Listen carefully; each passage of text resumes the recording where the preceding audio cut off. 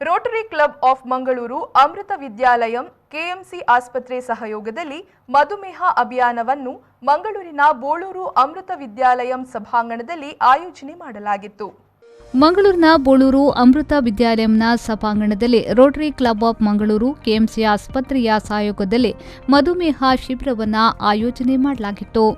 ಈ ಸಂದರ್ಭದಲ್ಲಿ ಮಾತನಾಡಿದ ರೋಟರಿ ಕ್ಲಬ್ ಆಫ್ ಮಂಗಳೂರು ಅಧ್ಯಕ್ಷ ರೊಟೇರಿಯನ್ ಸುಧೀರ್ ಜಲಾನ್ ಅವರು, ಈಗಾಗಲೇ ವಿವಿಧ ಶಿಬಿರವನ್ನು ನಡೆಸಲಾಗಿದೆ. ಮಧುಮೇಹ ಶಿಬಿರದಲ್ಲಿ ಕೂಡ ಸಾರ್ವಜನಿಕರು ಭಾಗವಹಿಸುವ ಮೂಲಕ ಶಿಬಿರವನ್ನು ಯಶಸ್ವಿಗೊಳಿಸಲಾಗಿದೆ ಎಂದು ಅವರು ಹೇಳಿದರು. Rotary India is trying to test 10 lakh people all over India and achieve a record of testing people who might have glucose. This camp is being done so that we can eradicate diabetes. Most of the people are not aware that they might be having diabetes. So today at Amrita Vidyalayam with the Association of KMC Hospitals, we are conducting a diabetes campaign here today. We are trying to test 500 people today to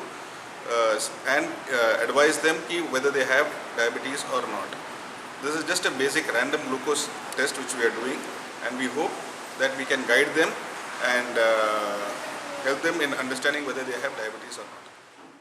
ಈ ವೇಳೆ Rotary Club of Mangaluru ಉಪಾಧ್ಯಕ್ಷ Rotarian RK. Bhat, Rotarian ಡಾ.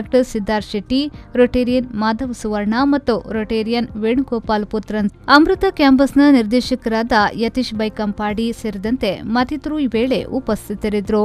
ಈ ವೇಳೆ ಹಲವಾರು ಮಂದಿ ಮಧುಮೇಹ ಶಿಬಿರದಲ್ಲಿ ಪಾಲ್ಗೊಂಡು ಸದುಪಯೋಗವನ್ನು ಪಡೆದುಕೊಂಡರು.